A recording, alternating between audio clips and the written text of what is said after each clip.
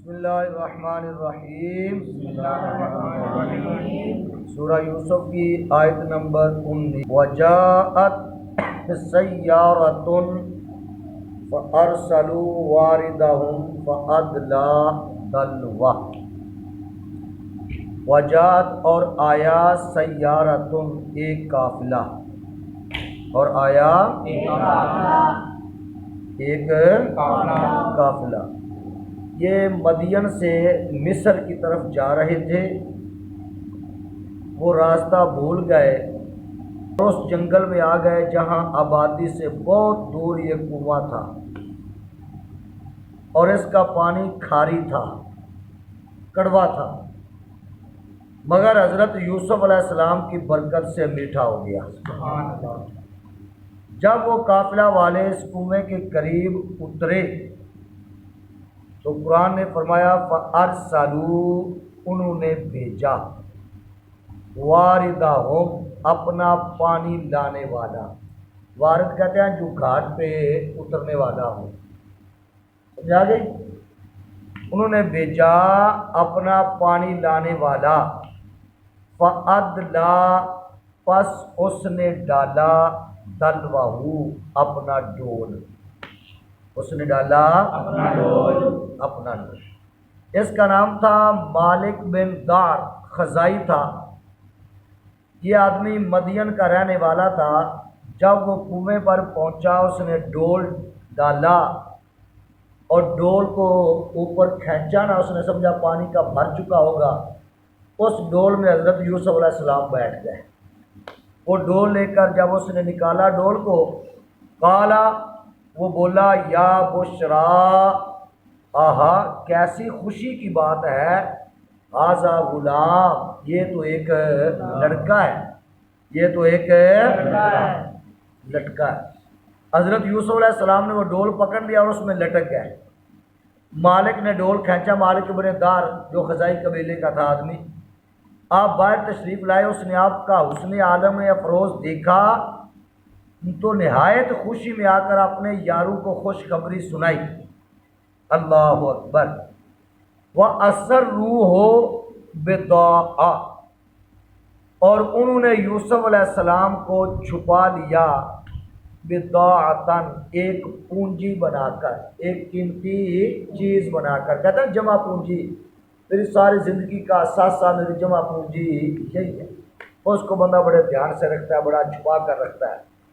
انہوں نے یوسف علیہ السلام کو چھپا لیا، اسرّوہ آپ کو چھپا لیا، بضاعتاً ایک پونجی بنا کر، کیا کر کے؟ پونجی بنا کر۔ واللہ علیم بما یعملون اور اللہ تعالیٰ جانتا ہے جو وہ کرتے ہیں۔ حضرت یوسف علیہ السلام کے بھائی جو اس جنگل میں اپنی بکریاں چراتے تھے وہ دیکھ بھال رکھتے تھے، یوسف علیہ السلام کو دیکھتے تھے کہ کہیں کنویں میں سے نکل تو نہیں گیا۔ آج جو انہوں نے یوسف علیہ السلام کو کنویں میں نہ دیکھا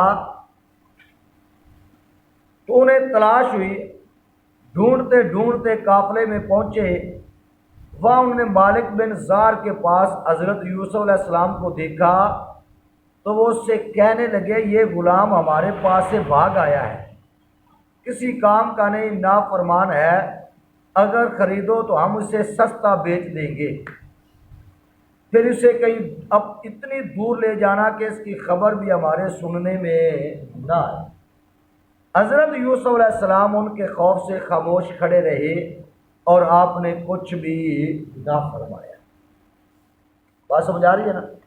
تو قرآن نے فرمایا وَشَرَوْهُ آپ کے بھائیوں نے یوسف علیہ السلام کو بیچ ڈالا، بِثَمَنٍ بَخْسٍ کھوٹے داموں، دراہم معدودہ گنتی کے روپوں پر گنتی کے روپوں کے بدلے بیچ ڈالا۔ اب وہ کتنے تھے اس میں علماء کا اختلاف ہے، بعض نے کہا 20 درہم تھے، حضرت قتادہ کا قول ہے کہ وہ کتنے درہم تھے؟ 20، بعض نے کہا 12 تھے۔ بہرحال انہیں درہم سے کوئی سروکار نہیں تھا، لالچ نہیں تھا، وہ یہ چاہتے تھے کہ یوسف علیہ السلام کہیں اس جگہ سے دور چلے جائیں جہاں ہمارے بابا کو بھی پتا نہ چلے۔ وَكَانُوا فِيهِ مِنَ الزَّاهِدِينَ، اور انہیں اس میں کچھ رغبت نہ تھی۔ وَكَانُوا، اور تھے وہ فِيهِ اس میں مِنَ الزَّاهِدِينَ زاہد، زاہد اسے کہتے ہیں جس دنیا میں کوئی رغبت نہ ہو، سمجھ آ گیا؟ انہیں قرآن فرماتا ہے انہیں داموں میں، رکوع میں، درہموں میں کچھ اتنا انٹرسٹ نہیں تھا، وہ یہ چاہتے تھے کہ یہ یہاں سے کہیں دور نکل جائے۔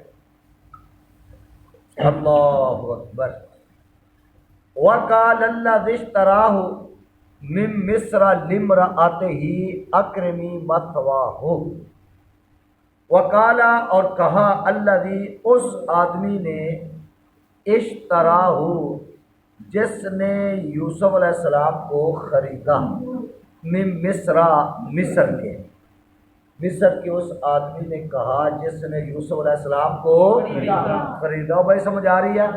وقال، اور کہا، الذی اس آدمی نے، اشتراہ کس کو؟ من مصر مصر کے، لمراتے ہی کس سے؟ اپنی عورت سے، اپنی بیوی سے، اکرمی مثواہ انہیں عزت سے رکھو، اکرمی عزت سے، مثواہ اسے ٹھکانہ دو، مثوا کہتے ہیں جس کو ٹھکانے دو، مطلب یہ ہے کہ اسے بولو بولو اسے عزت سے رکھو۔ مالک بن زار اور اس کے ساتھی حضرت یوسف علیہ السلام کو مصر میں لائے۔ اس زمانے میں مصر کا بادشاہ ریان بن ولید بن نزدان املیکی یہ تھا، اور اس نے اپنی عنان سلطنت کی تفیر مصری کے ہاتھ میں دے رکھی تھی۔ یہ وہ فرعون تھا، فرعون، ٹھیک ہے؟ اس نے اپنی جو سلطنت کی باغ ڈور تھی نا، اس نے اپنے وزیر کی تفیر مصری کے ہاتھ میں دیکھ رکھی تھی۔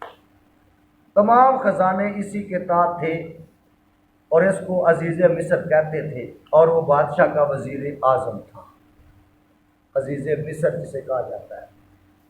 جب حضرت یوسف علیہ السلام مصر کے بازار میں بیچنے کے لیے لائے گئے تو ہر شخص کے دل میں آپ کی طلب پیدا ہو۔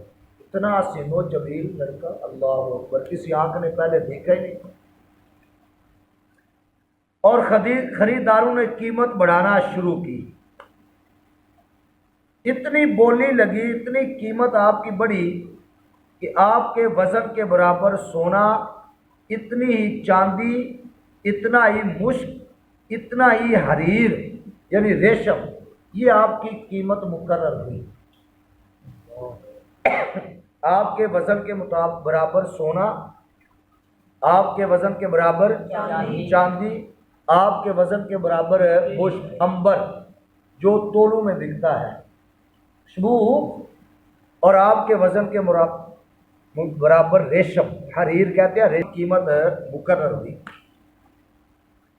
اور آپ کا وزن 400 رطل تھا، 400 رطل تھا۔ یہ رطل عربی کا ایک پیمانہ ہے، جس طرح ہمارے یہاں نہیں آدھا کلو کا بات ہے، پاؤ کا، اس طرح ان کے پیمانے ہیں، رطل، سا۔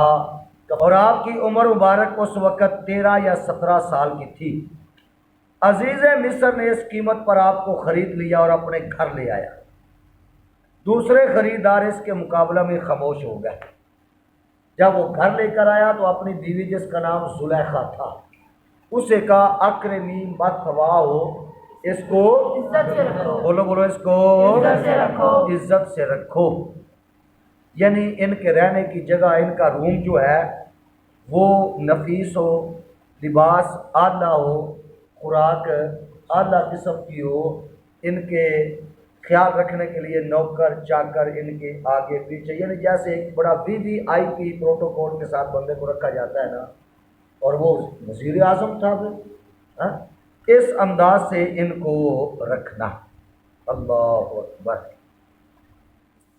عسا، شاید، ان ینفعنا، وہ ہمیں نفع پہنچائے، اس سے ہمیں نفع پہنچے، او نتخذہ ولدا، یا ان کو ہم بیٹا بنا دیں۔ ان کے پاس اولاد عزیز مصر اس قابل ہی نہیں تھا کہ اس کے ہاں اولاد ہوتی، یا اس کو ہم بولو بولو بیٹا بنا لیں۔ کذالک اسی طرح مکننا ہم نے ٹھکانہ دیا لے یوسفا فی الارض زمین میں، ولنعلمہ اور اس لیے کہ ہم سکھائیں اسے من تأویل الاحادیث، یہ پہلے گزر چکا ہے، باتوں کا انجام، اور اس لیے کہ ہم سکھائیں اسے باتوں کا انجام۔ واللہ غالب علی امرہ، اللہ اپنے کام پر غالب ہے، ولکن اکثر الناس لا یعلمون، مگر اکثر لوگ جانتے نہیں ہیں۔ بات کی سمجھ آ رہی ہے؟ اکثر لوگ